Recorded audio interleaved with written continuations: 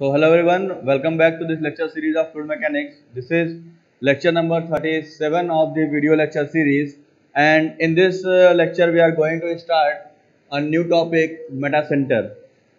तो दोस्तों last lecture में हम लोगों ने बायंसी के बारे में पढ़ा था, जो कि चैप्टर 4 में आता है यूनिट 1 के। तो उसी चैप्टर 4 का अगला टॉपिक आपका है मेटा सेंटर। ठीक है, तो जैसे आप लोगों ने देखा था बायंसी का टॉपिक बहुत छोटा है और न्यूमेरिकल्स इजी होते हैं, सेम वैसे ही मेटा सेंटर भी है आपका है। तो बहुत टफ टॉपिक नहीं है, लेकिन हाँ न्यूमेरिकल्स इससे कंपटीशन में पूछे जाते हैं। ठीक, तो स्टार्ट करते हैं मेटा सेंटर पे। तो सबसे पहले क्वेश्चन यही उठता है आपका कि व्हाट इज मेटा सेंटर। सबसे पहले यही क्वेश्चन उठेगा आपका कि व्हाट इज मेटा सेंटर। तो अगर आप लोग इसको पहले भी कहीं ना कहीं पढ़े ही होंगे, तो अगर आप लोग को ऐसे डिफाइन करना होगा तो आप क्या डिफाइन कर सकते हो कि मेटा सेंटर क्या होगा या क्या मतलब इसका निकल के आता है। अगर आपके दिमाग में कुछ आ रहा है तो आप बताइए, कुछ जो भी आपको समझ में आता हो कि आप मेटा सेंटर वर्ड से क्या समझ रहे हो। ठीक है, अब अगर मैं उसको ऐसे डिफाइन करूं तो मेटा सेंटर क्या सिंपल आप कह सकते हो कि एक मेटा सेंटर एक बॉडी का ऐसा पॉइंट होता है, ठीक है, जिसके अबाउट बॉडी ऑसिलेट करती है जब उसको हम लोग स्मॉल एंगुलर डिस्प्लेसमेंट प्रोवाइड करते हैं। ठीक है, मतलब कि जैसे आप लोग देखोगे पानी में कोई बॉडी रखो, जैसे नाव है, आप लोग कभी लोग नाव में बैठे होगे, कहीं बोटिंग किए होगे, तो नाव हल्की हल्की हिलती रहती है, आपने देखा होगा। ठीक है, मतलब अगर जो लकड़ी वाली नाव होती है, बैठोगे, स्टीमर की बात नहीं कर रहे हैं, लकड़ी वाली नाव में बैठोगे तो वो इस तरीके से टिल्ट करती है हल्का सा।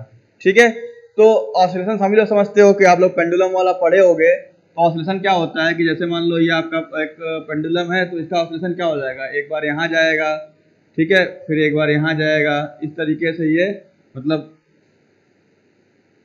फिर रोटेट करता है ये ऐसे। ठीक है, तो पेंडुलम तो आप लोग जान ही रहे हो। तो वैसा ही ऑसिलेशन जब किसी बॉडी का हो रहा हो, तो जिस पॉइंट से वो ऑसिलेट करता है उसको हम लोग बोलते हैं मेटा सेंटर। ठीक है, तो टेक्निकल डिफिनेशन क्या इसकी हो गई कि it is defined as the point about which a body will start oscillating when it is given small angular displacement.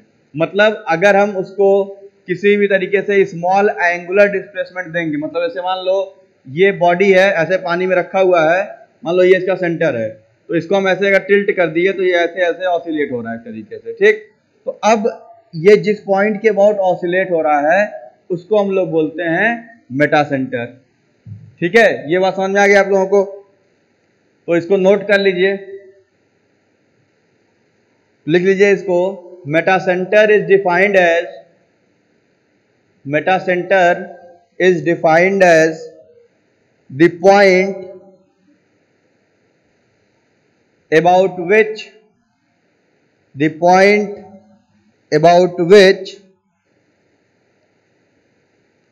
a body starts oscillating, about which a body starts oscillating when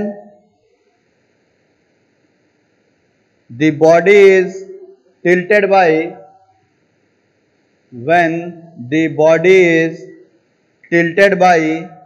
a small angle, ठीक है, ये तो हो गया पहला definition आपका, जो एक सिंपल लैंग्वेज में आप किसी को समझा सकते हो कि सर अगर किसी बॉडी को टिल्ट किया जाए किसी स्मॉल एंगल से तो वो किसी एक पॉइंट के अबाउट ऑसिलेट करती है, and that point is called as Meta centre.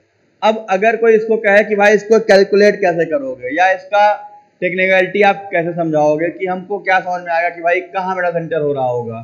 ठीक है, तो इसको आप कैसे डिफाइन करोगे, तो अगर आप ऐसा समझाओ कि सर दूसरे तरीके से हम ये कह सकते हैं कि अगर किसी बॉडी पे जो उसका नॉर्मल एक्सिस है, ठीक है, तो जब उस बॉडी के नॉर्मल एक्सिस को उसका जो फोर्स ऑफ बायंसी लग रहा होगा उसके ऊपर, तो जो फोर्स ऑफ बायंसी की लाइन होगी, यानी दो लाइंस होंगी, एक नॉर्मल एक्सिस, एक आपका line of action of buoyancy. तो ये दोनों जहां पे मीट कर रहे होंगे उस पॉइंट को भी हम मेटा सेंटर कहते हैं। ठीक है, दो डिफिनीशन है आपकी, दोनों का मतलब एक ही है, बस डिफाइन करने का तरीका अलग है। एक में क्या कह रहा है कि जब किसी बॉडी को टिल्ट किया गया जिसके बाद वो ऑसिलेट कर गई, वो हो गया मेटा सेंटर। दूसरा क्या कह रहा है कि अगर एक बॉडी है उसका एक नॉर्मल एक्सिस होगा यानी वर्टिकल एक्सिस, ठीक, जब बॉडी को टिल्ट करेंगे तो बॉडी टिल्ट होगी। अब उस टिल्टिंग के समय जो बायंट फोर्स है वही उसको बैलेंस कर रहा होगा। भाई बॉडी का टिल्ट हो रही है तो बायंट फोर्स से ही तो बैलेंस हो रहा है, तो पूरा डूब जाता है वो। भाई अगर हम ऐसे झुक रहे हैं एक साइड में तो इधर अगर हमें बायंसी नहीं लग रही होगी पानी की, अगर हम पानी के अंदर हैं तो हम तुरंत डूब जाएंगे वहां पे। तो ऐसे ही बॉडी का भी है कि बॉडी टिल्ट कर रही है तो एक लेवल के बाद उस पर बायंट फोर्स लगेगा, उसके बाद जब बहुत टिल्ट कर दोगे तो बॉडी तुरंत टॉपल कर जाएगी और वो आपका डूब जाएगा। तो मतलब कहने का ये है कि जैसे कोई बॉडी है, अगर मैं डायग्राम समझाऊं आपको इसको,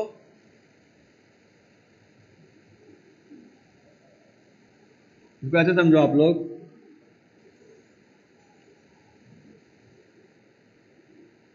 ये हो गया बॉडी, ठीक, और ये हो गया डेप्थ ऑफ सबमर्जेंस, मतलब यहां तक ये पानी के अंदर रखा हुआ है, मतलब ये पूरा आपका फ्री सरफेस है, ये सब पूरा आपका पानी है, ठीक। अब अभी बॉडी वर्टिकल स्टेट में, मतलब जैसे रखा है वैसे ही है। तो इस समय क्या होगा बॉडी का, अगर हम इसका वर्टिकल एक्सिस निकालें तो ये आएगा वर्टिकल एक्सिस, ठीक। इसको आप लोग नॉर्मल एक्सिस कह सकते हो, नॉर्मल एक्सिस या वर्टिकल एक्सिस, ठीक। अब इस समय बॉडी का जो एक मान लेते हैं यहाँ कहीं CG है तो दिस इज CG, और यहाँ मान लेते हैं बायंसी है। अभी क्या है कि इस पे जो वेट कंपोनेंट है वो G पे लग रहा है और बायंट फोर्स आपका B पे लग रहा है। ये अभी इसके पहले मैं बता चुका हूँ आप लोगों को कि जैसे मान लो बॉडी अभी स्टेबल रखी हुई है तो उसका जो सेंटर होगा, सेंटर ऑफ ग्रेविटी, वो क्या होगा कि उसका पूरा वेट वहां पे लग रहा होगा, और एक आएगा सेंटर ऑफ बायंसी जहां पे बायंट फोर्स लग रहा होगा। तो अभी बॉडी ऐसे है। अब अकॉर्डिंग टू डिफिनीशन इस बॉडी को टिल्ट करते हैं, तो जब बॉडी टिल्ट हो गई तो कुछ ऐसे बनेगा यही बॉडी,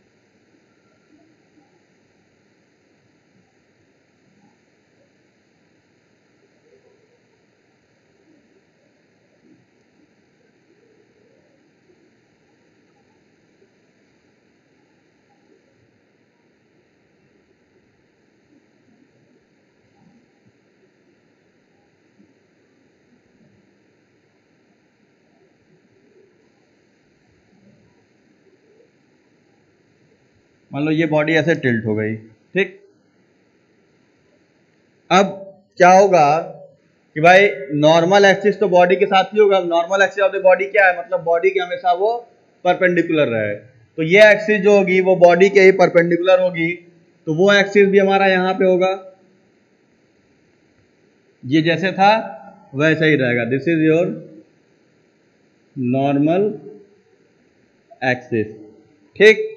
अब होगा क्या कि जब बॉडी टिल्ट करोगे तो जो उसका वेट शिफ्ट होगा, ठीक है भाई, इधर टिल्ट कर रहे हो तो वेट इधर बढ़ेगा, तो बायंट फोर्स इसको बैलेंस करने के लिए इधर खिसकेगा, ठीक है।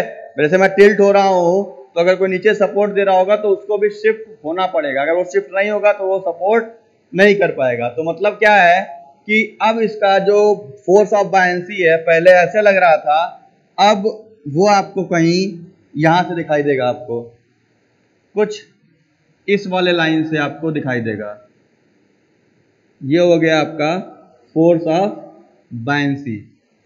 क्यों? क्योंकि अगर ये शिफ्ट नहीं होता तो बॉडी तुरंत डूब जाती। भाई एक बॉडी को रखा गया, टिल्ट किया गया, अगर बायएंड फोर्स को नहीं रोक रहा होगा तो फिर वो डूब जाएगा तुरंत टिल्ट होते ही, लेकिन नहीं डूबता है भाई। अगर ये बायएंड फोर्स न लगता तो कोई भी नाव थोड़ा सा टिल्ट होती तुरंत डूब जाती। क्यों?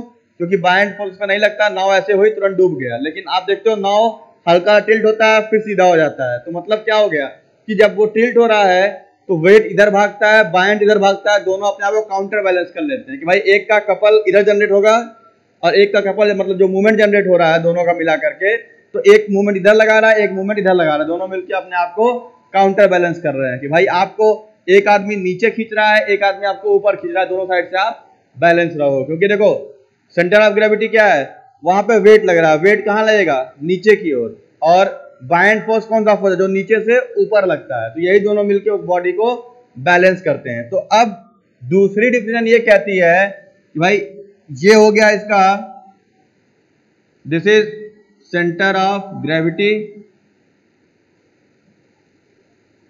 ये हो गया W। अब इसको जब कहीं शिफ्ट कराओगे तो ये आपका यहां कहीं इसको मीट होके कट करेगा। This is your centre of buoyancy, ठीक है? या थोड़ा सा और बाहर कर लो, जरूरी नहीं, क्योंकि देखो मेरा सेंटर कहीं भी हो सकता है, तो ज्यादा अच्छा है थोड़ा इसको अलग भी बनाओ ताकि आपको रहे कि ऐसा ना हो कि मेरा सेंटर G के नीचे हो सकता है, ठीक है?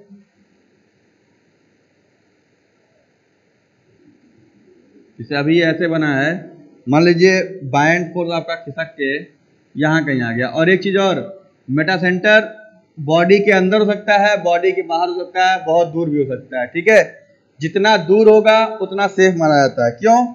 देखो ये बायएंड फोर्स को अगर ऊपर ले जाओगे तो ये यहां जाके कट कर रहा है, तो this is your Meta centre. इसके अबाउट बॉडी आपकी ऑसिलेट कर रही है, ठीक?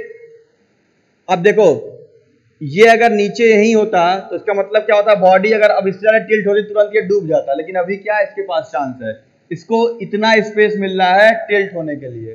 तो मेटा सेंटर जरूरी नहीं है कि उस बॉडी के अंदर लाई करे, मेटा सेंटर बॉडी के बाहर भी लाई करता है, ठीक है? जितना दूर रखोगे उतना आपको मूवमेंट ज्यादा मिलेगा भाई, जितना लंबाई ज्यादा रहेगी उतना आपका मूवमेंट ज्यादा जनरेट करेगा। मतलब एक नाव है, उसका मेटा सेंटर ज्यादा है तो वो ऐसे पूरा टिल्ट होकर फिर वापस ऐसे आ सकता है, लेकिन कम होगा तो एक एंगल तक टिल्ट हुआ उसका तुरंत वो डूब जाएगा, ठीक? जितना दूर रखोगे उतना मेटा सेंटर आपका, उतनी बॉडी आपकी सेफ रहेगी। तो दूसरा पॉइंट क्या डिफाइन कर रहा है कि जो इसका ये था सेंटर ऑफ बायएंसी पहले वाला पुराना वाला, ठीक है? अब ये हो गया इसका M point, that is metacentre. पहला पॉइंट क्या था आपका कि metacentre is a point about which a body start oscillating when given small angular displacement. दूसरा क्या कह रहा है कि when a body is given a small angular displacement then metacentre is a point at which the line of action of buoyancy will meet the normal axis of the body.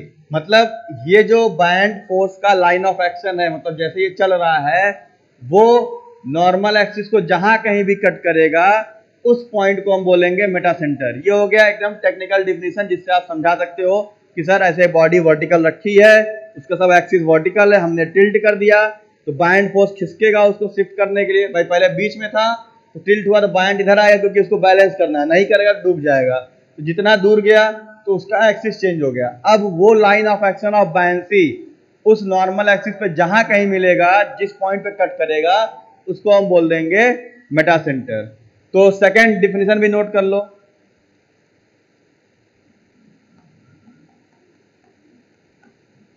Second point भी note कर लो। Metacentre may also be defined as, metacentre may also be defined as, metacentre may also be defined as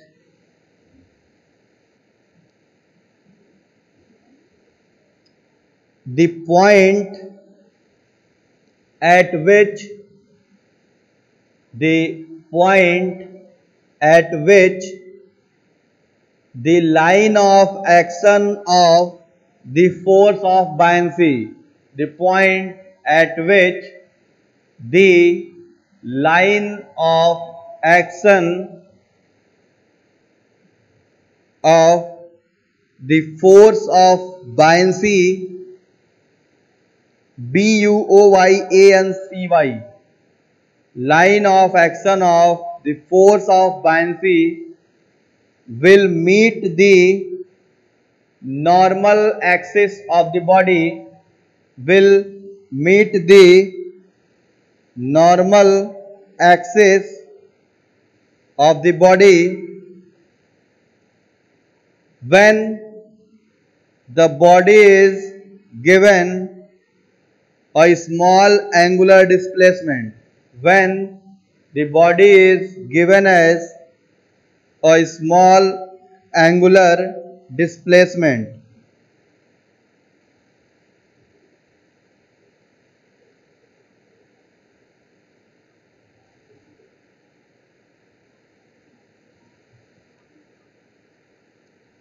ठीक, यहाँ पे क्या है, कैसे sign बना है रोटेशन का, कि यहाँ पे आपको क्या दे दिया गया है, एक एंगुलर डिस्प्लेसमेंट। ठीक, दो डायग्राम बना लीजिए आप लोग।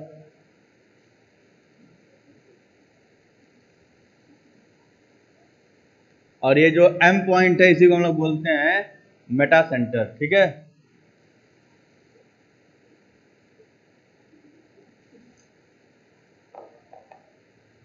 तो ये दोनों डायग्राम ड्रॉ कर लीजिए आप लोग।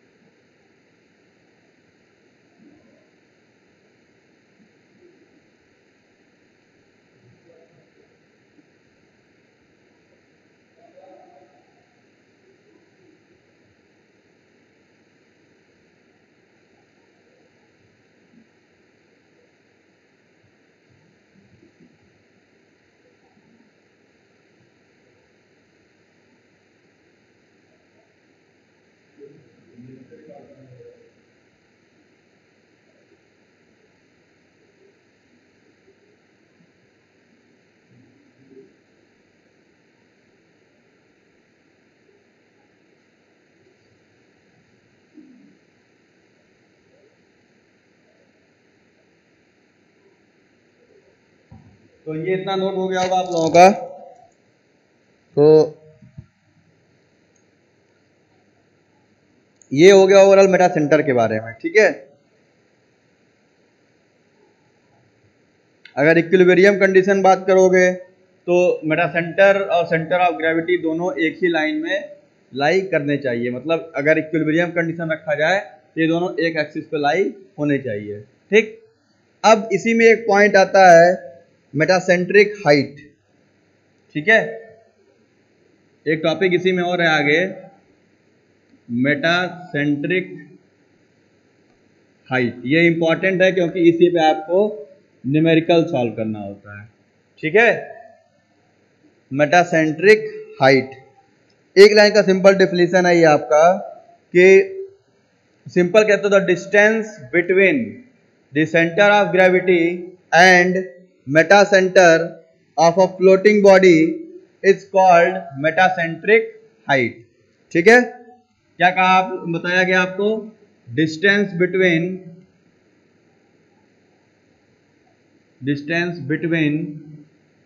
The centre of gravity and metacentre of a floating body is called as metacentric height।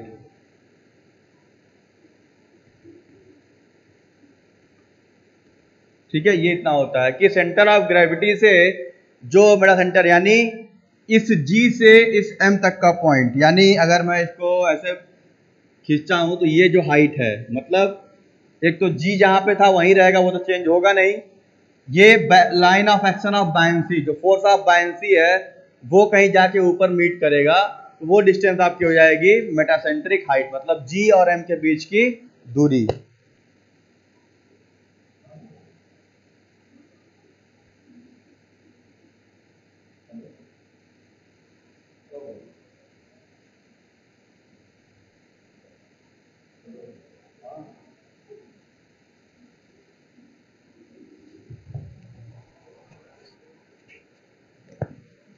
तो यानी टेक्निकली कहो तो सेंटर ऑफ ग्रेविटी से मेटा सेंटर तक की दूरी निकाल लोगे, उसे हम लोग बोलते हैं मेटासेंट्रिक हाइट। ठीक है, और इसको हम लोग लिखते हैं GM से। ठीक है, इसको हम लोग डिनोट करते हैं GM, यानी ग्रेविटी और मेटासेंटर, इसे शॉर्ट फॉर्म निकाल लेते हैं कि सेंटर ऑफ ग्रेविटी और मेटासेंटर के बीच की दूरी होती है। तो GM इज इक्वल टू आपका होता है I/V माइनस BG। ठीक, और ये V क्या है, वॉल्यूम है। ठीक है, अब देखो इसमें समझना क्या है आप लोगों को कि कौन सी चीजें क्या हो सकती हैं यहाँ पे। तो देखो GM तो पता है कि भाई ग्रेविटी और मेटासेंटर के बीच की दूरी होगी। ठीक, अब यहां से बात करेंगे आगे इसके, तो I क्या होता है, इनर्शिया, आप सभी को पता है। I क्या होगा, where I is equal to moment of inertia. इसके बाद वॉल्यूम किसका लेना है, वॉल्यूम आप लोगे जितना हिस्सा डूबा हुआ है, यानी जो वॉल्यूम निकालना पड़ेगा आपको, वो ये जो हिस्सा पानी के अंदर है। तो ये लिख लीजिएगा, volume of the body submerged in water, ये लिख लेना यहाँ पे वॉल्यूम, ये इंपॉर्टेंट है बच्चे, वॉल्यूम ऑफ बॉडी सबमर्ज्ड